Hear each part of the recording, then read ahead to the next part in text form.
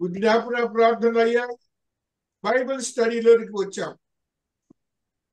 Bible స్టడీలో mysteries of the Bible, mysteries గురించి మనం ధ్యానిస్తున్నాం. మర్మముల గురించి, అనేక 18 మర్మాల గురించి మర్మాలను గత వారం మనం ధ్యానించాం. 6వ మర్మము డాక్టర్ ఆఫ్ గాడ్ అనే మర్మాన్ని మనం ధ్యానిస్తూ వస్తున్నాం. కొలస్సీలకు రాసిన పత్రిక 2వ అధ్యాయము 2వ వచనాన్ని మనం చదువుకున్నప్పుడు కొలస్సీ 2:2లో మహాదేవుడు తెలియజేసినటువంటి ఈ మాటను ఈ రీతిగా చదువుకుంటూ వస్తున్నాం. కొలస్సీ 2:2. నేను ఎంతగా పోరాడుచున్నాను మీరు తెలుసుకొనగోరుచున్నాను అని వారు ప్రేమయందు అతకబడి సంపూర్ణ గ్రహింపు యొక్క సకలైశ్వర్యములు గలవారై దేవుని మర్మమై ఉన్న క్రీస్తును స్పష్టంగా తెలుసుకున్న వారై తమ హృదయములో ఆదరణ పొందవల్లని వారందరిని కొరకు పోరాడుచున్నాను.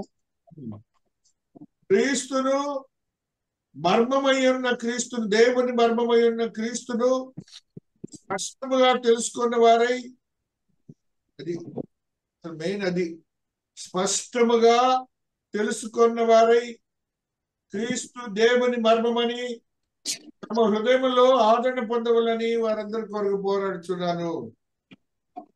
ఆదరణ, హృదయాల్లో ఆదరణ కావాలి. ఆయన ఒక మర్మము, క్రీస్తు దేవుని కుమారుడు, ఆయన మర్మమని మనం తెలుసుకోవాలి. ప్రేమయందు అతుకబడి సంపూర్ణ గ్రహింపు యొక్క సకల ఐశ్వర్యము కలవారై, అంటే లోకరీతిగా ఉన్నటువంటి ఐశ్వర్యాలన్నింటిలో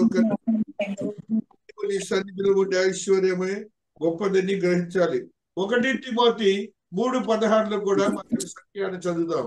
1 తిమోతి 3:16 మరి యొక్క సత్యాన్ని చదువుకుందాం. డాక్టర్ ఆఫ్ గాడ్ నిరాక్షేపముగా మర్మము గొప్పదై ఉన్నది. ఆయన సశరీరుడుగా ప్రత్యక్షుడయ్యను, ఆత్మ విషయమున నీతిపరుడని తీర్పు నొందెను, దేవదూతలకు కనబడెను, రక్షకుడని జనములలో ప్రకటింపబడెను, లోకమందు నమ్మబడెను, ఆరోహణుడై తేజోమయుడయ్యను. నిరాక్షేపముగా మర్మము గొప్పదై ఉన్నది. మనం ప్రార్థన చేసేవి అదే. అది ఒక మర్మము, దైవ భక్తి గురించిన మర్మము గొప్పది. ఆ గొప్ప మర్మములో ఆ దైవ భక్తికి సంబంధించిన స్థితిని ఎలా చెప్తున్నాడు చూడండి. ఆయన సశరీరుడిగా ప్రత్యక్షమయ్యను. దేవుడు మానవుడిగా శరీరం దాల్చి ప్రత్యక్షమయ్యాడు. ఆత్మ విషయమై నీతిపరుడిగా తీర్పు నొందాడు. దేవదూతలకు కనపడ్డారు, రక్షకుడని జన్మలలో ప్రకటింపబడ్డారు, లోకమందు ఆరోహణుడై తేజమడి. ఇవన్నీ మనం ప్రార్థనలు పెట్టాం ఈ పూట. కాబట్టి క్రీస్తు అనేటువంటి వారు రారా గాడ్, మనమందరము దైవ భక్తికి సంబంధించినటువంటి మాటలను గుర్తిస్తున్నాడు. 6వది సత్యం లెక్కించబడినది. ఎఫెసీ 6:16 ఈ సత్యము లెక్కించబడినది. 6:15 చదువురా ముందు. 6:15 పాపముల సమాధాన సువార్త వలనైన సిద్ధ మనస్సును జోడు తొడుగుకొని నిలువబడుడి. ఇవన్నీ కాక విశ్వాసమనుడాలు పట్టుకొనిడి, దానితో మీరు దుష్టుని ఆర్పుటకు శక్తిమంతులగుదురు. సువార్త గురించి మనం ఏదో లూకా సువార్త, మార్కు సువార్త, యోహాను సువార్త, మత్తయి సువార్త అని దేవుని వాక్యం బోధించడం అని మాట్లాడుకుంటాం. ఇక్కడ మాట్లాడుతున్న మాట చూడండి, ఏమంటున్నాడు?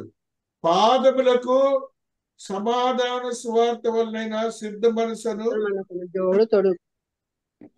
మర్మం ఏంటంటే నిలువబడుడి. మనసుగా ఉండాలి.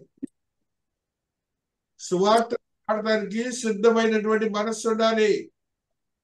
ఆ మనస్సు లేకుండా క్రైస్తవ చెప్పుకున్న వృధాని.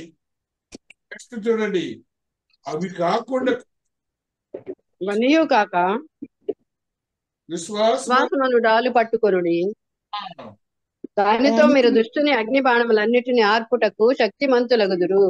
సువార్తను చాటే వాడికి విశ్వాసం అని డాలు, షీల్డ్ పెట్టుకోవాలి ఛాతీకి పెట్టుకొని దుష్టుని అగ్ని బాణములు అనగా సువార్త వలన దుష్టుని వాడి బాణాలన్నీ కూడా తీసి అవతల పడేస్తాయి. కాబట్టి గాస్పల్ అనేది కూడాను ఒక మర్మము, సువార్త అనేది ఒక మర్మము. ఆ మర్మాన్ని చాటట్లేదండి ఇప్పుడు ప్రపంచమంతా చాటలేదండి. గిఫ్ట్ ఆఫ్ నాలెడ్జ్ 7వది గిఫ్ట్ ఆఫ్ నాలెడ్జ్. 1 కొరింథీ 13:2 ఈ సత్యాన్ని చదువుతాం. 1 కొరింథీ 13:2 ఈ సత్యాన్ని మనం చదువుకుంటూ వస్తున్నాం. 13వ అధ్యాయము 2వ వచనాన్ని మనం చదువుకుంటూ వస్తున్నాం. ప్రవచించు వరం జ్ఞానమంతయు ఎరిగిన వాడైనను, కొండలను పెకిలింపగల పరిపూర్ణ విశ్వాసం గలవాడైనను, ప్రేమలైన వాడునైతే నేను వ్యర్థుడను. మీరు గమనించాలి, ఇక్కడ ప్రేమ లేని వాడనైతే నేను వ్యర్థుడను. ఒక గిఫ్ట్ ఆఫ్ నాలెడ్జ్ అంటే జ్ఞానవంతంతో కూడిన వరం. దేవుని ప్రేమను కనుక నువ్వు కనుక కొనుక్కోబోతే అదంతా వ్యర్థమైనటువంటి జ్ఞానం కూడా. అప్పుడు నీకు వచ్చే జ్ఞానం గొప్ప జ్ఞానం అంటాడు. చూడండి, అదే 2లో ప్రవచించు కృపావరము కలిగి మర్మములనియు జ్ఞానమంతయు ఎరిగిన వాడనైనను, కొండలను పెగలింపగల సంపూర్ణ విశ్వాసం గలవాడనైనను, ప్రేమ లేని వాడనైతే నేను వ్యర్థుడను. ఇప్పుడు మర్మాలు చెప్తున్నానుగా నేను. జ్ఞానవంతుడిగా ఉండొచ్చుగా, కానీ దేవుని ప్రేమను కనుక లేకపోతే ఆ మర్మాలన్నీ కూడా వృధానే. అదే దేవుని ప్రేమలో భాగమే మీ అందరూ ఎత్తికి చెప్తున్నాను. స్పీకింగ్ ఇన్ టంగ్స్ 8వది 1 కొరింథీ 14:2 ఈ సత్యాన్ని చదువుకుందాం. 1 కొరింథీ. ఎందుకనగా భాషతో మాట్లాడేవాడు మనుషులతో కాదు, దేవునితో మాట్లాడుచున్నాడు. మనుషుడు ఎవడనో గ్రహింపడు గాని వాడు ఆత్మ వలన మర్మములను పలుకుచున్నాడు.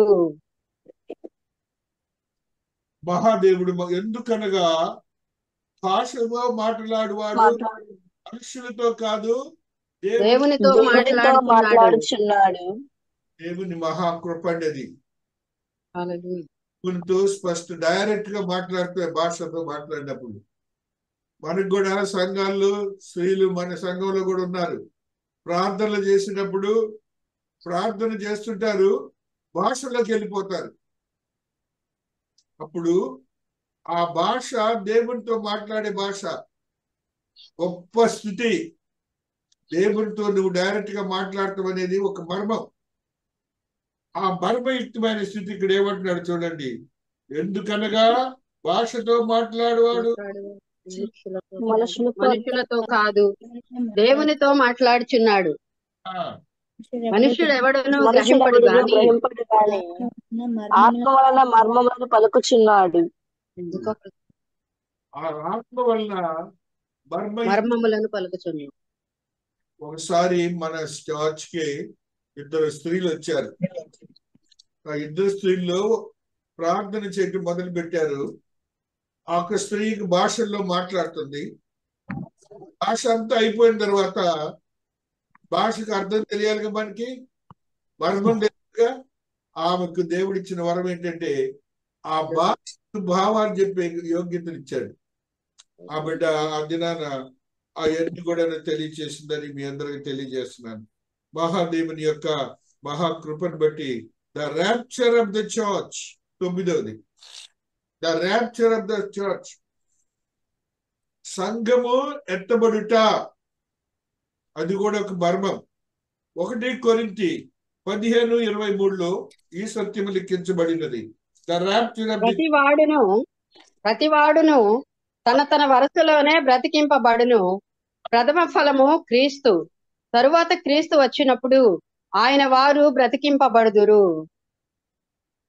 మనమందరం కూడాను రేపు పునరుత్థానం అవ్వాలి. అది ఒక మర్మం. అది ఒక మర్మం. నీ దేవుడు మొట్టమొదటిగా లేచారు, పునరుత్థానుడయ్యారు. ఆయనే మనకి మనకి ఆయన తర్వాత రెండో ఫలం మనం. ప్రథమ ఫలము క్రీస్తు. తరువాత క్రీస్తు వచ్చినప్పుడు ఆయన వారు బ్రతికింపబడుతున్నారు మనం. కాబట్టి ఇది ఒక మర్మము. ఈ మర్మాన్ని గ్రహించుకోవాలని 51, 58 కూడా చదువుకుందాం. 51, 58. ఇదిగో మీకు ఒక మార్గము తెలుపుచున్నాను. మనమందరము నిద్రించము గాని నిమిషంలో ఒక రెప్పపాటున కడబూర మోగగానే మనమందరము మార్పు పొందుదుము. ఘోరం రోగును, అప్పుడు మృతులు అక్షయులుగా లేపబడదురు. మనము మార్పు పొందుదుము. తల్లి, మీకు ఒక మర్మము తెలుపుచున్నాను. మనమందరము నిద్రించము గాని నిమిషములో ఒక రెప్పపాటున కడబూరం రోగగానే మనమందరము మార్పు పొందుదుము. బూరం రోగును, అప్పుడు మృతులు అక్షయులుగా లేపబడుదురు. మనము మార్పు పొందుదుము. మృతులు అక్షయులుగా అంటే మర్మ శరీరంతో బయటకు వస్తారు, మహిమ శరీరంతో బయటకు వస్తారు. మనమేమో బ్రతుకున్న వాళ్ళమేమో ఉన్నట్లుండి ఇలా మారిపోతాం. ఇదొక మర్మం.